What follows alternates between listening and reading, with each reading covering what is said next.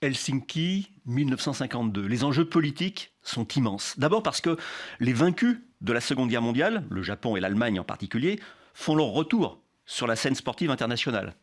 Mais aussi et surtout, car dans ces années s'installe ce qu'on a appelé la guerre froide, c'est-à-dire la bipartition du monde entre deux blocs, le bloc de l'Ouest derrière les États-Unis et leurs alliés, et puis le bloc de l'Est derrière l'Union soviétique et ses alliés.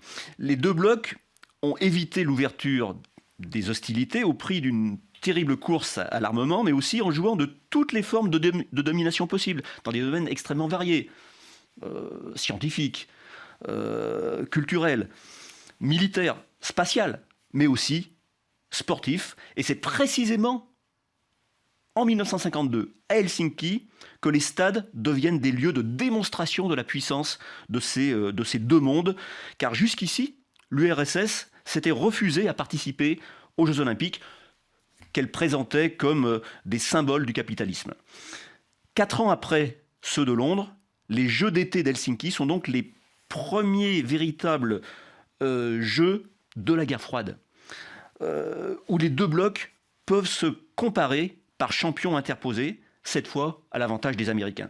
Un défi pour les organisateurs finlandais, et notamment sur la question du village olympique. Cette innovation des Jeux de Paris de 1924 se voulant une sorte de symbole de paix, et en tout cas d'union entre les athlètes de toutes origines. En 1952, l'URSS refuse ce symbole et exige que ces athlètes disposent d'un village distinct.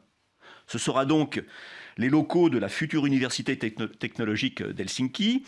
Les délégations de 5 pays satellites y accompagnent les soviétiques et une bannière représentant Staline y est érigée à la place du drapeau olympique. Nous sommes décidément en pleine guerre froide.